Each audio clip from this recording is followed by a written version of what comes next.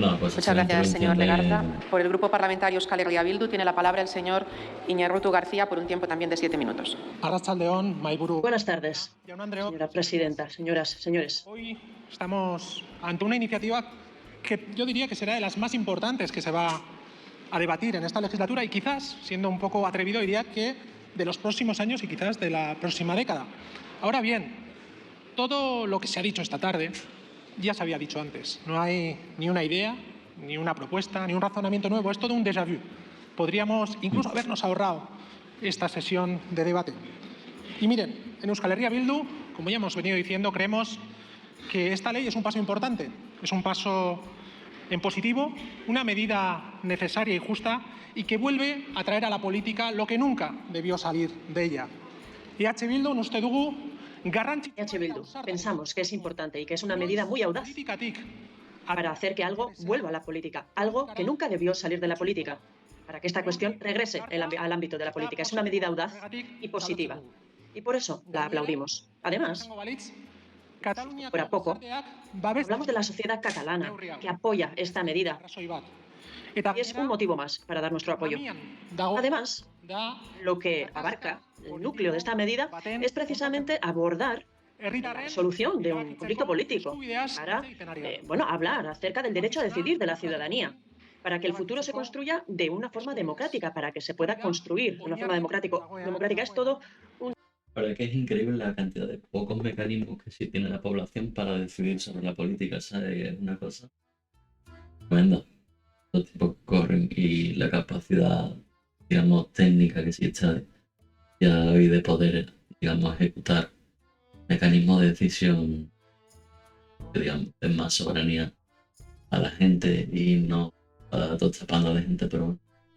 Un derecho, y esto es lo que está en la base de esta medida. No lo olvidemos. Mediante esta ley no se soluciona el conflicto político que hay en Cataluña.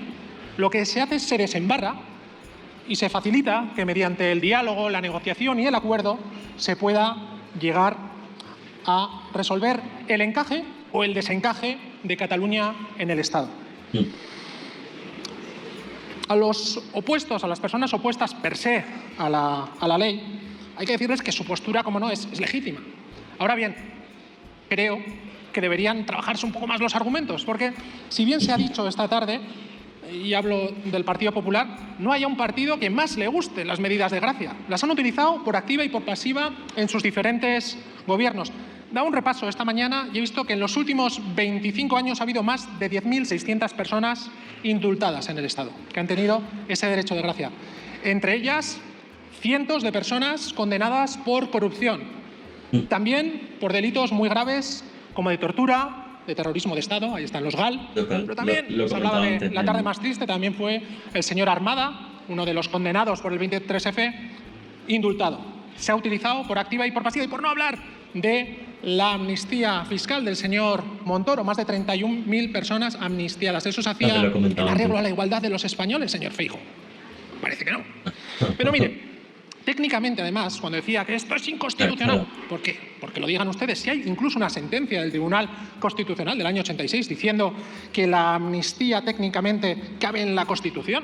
Y hay otras 22 sentencias que no niegan que esta... Lo va a tener el Constitucional jodido para tumbar esto.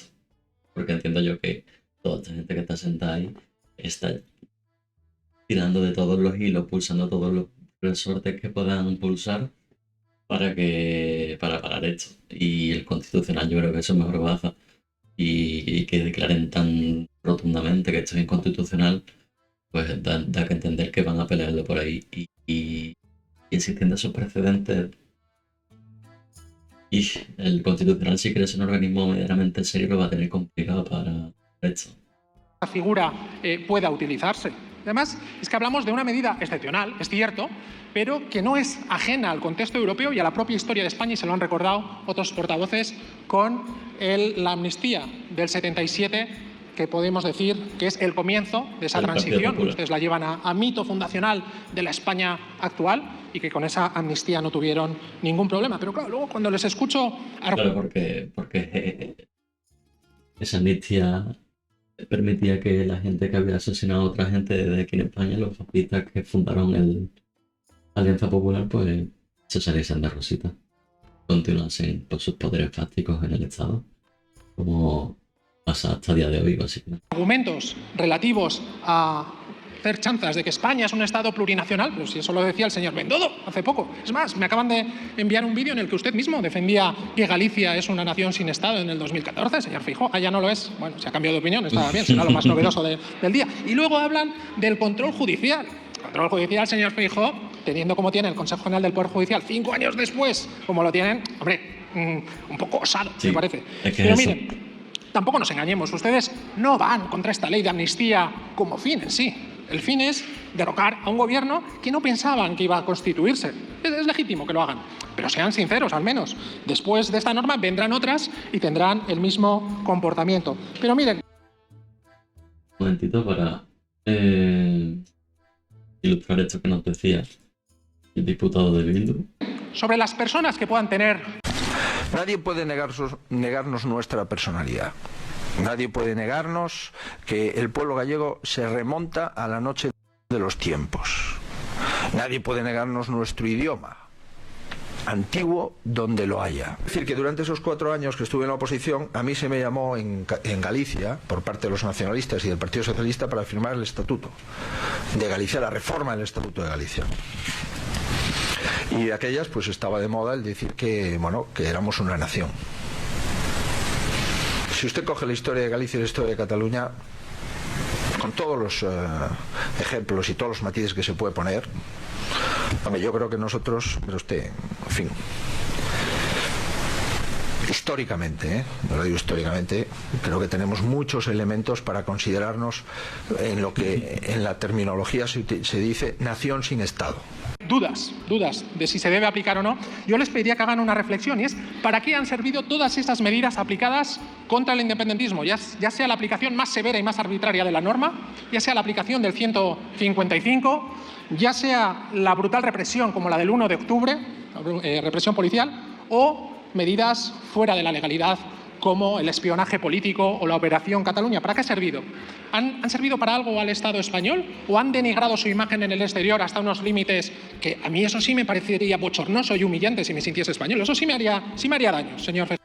Totalmente, eso es bochornoso. Ustedes no, ustedes están orgullosos de que les compare el Consejo de Europa con Turquía, de abrir portadas con policías machacando a votantes o tener numerosos requerimientos del Consejo de Europa o de Naciones Unidas pidiendo diálogo y que se acabe con la represión. Y luego el PP dice que en Europa están muy preocupados por lo que está pasando con la ley de amnistía. Para que veáis las sartas mentiras que sueltan esta gente. Pero es que todo esto ya estaba teorizado. Hay una entrevista que les animo a leer del febrero del 17 en El Mundo, al señor Juan Luis Cebrián, que pedía cambiar el paradigma. Esto es, aquellos que pedían independencia se les quitaba la autonomía, como hicieron ustedes por el 155, entonces el paradigma cambiaba y el debate era devuélveme la autonomía, libérame a los presos políticos y ya no se habla de independencia. Pero ¿se solventan? ¿Alguien cree que se solventan los conflictos políticos por esta vía? No. La idea era cambiar lo que es un conflicto político. No, lo único que se está haciendo es retrasarlo. Que única y exclusivamente se soluciona con diálogo, negociación y acuerdo y votando, y convertirlo en un conflicto policial o de desórdenes públicos. Ese era el objetivo. Pero han fracasado porque a día de hoy hay una mayoría en el Parlamento de Cataluña, independentista, y hay una mayoría social en Cataluña que sigue pidiendo votar, votar y votar. Y así se solventan los conflictos territoriales, si esto no es nuevo. Y miren, creemos que esta medida, esta ley es positiva, al igual que no fueron los indultos, porque se acaba con una injusticia, pero es que además se abre el camino al diálogo y a la negociación. Pero es que incluso va a ser positiva para aquellas personas que la critican. Porque ya digo, la imagen del Estado mejorará, pero además los principios democráticos y la democratización del Estado será más reconocida y será mejor para toda la ciudadanía. Incluso aquellos jueces o aquellos jueces que critican tanto esta medida se verán beneficiados porque la utilización arbitraria, incluso con casos de lawfare, quedarán sin responsabilidad alguna por la despolitización de la política. Y voy acabando, señora presidenta.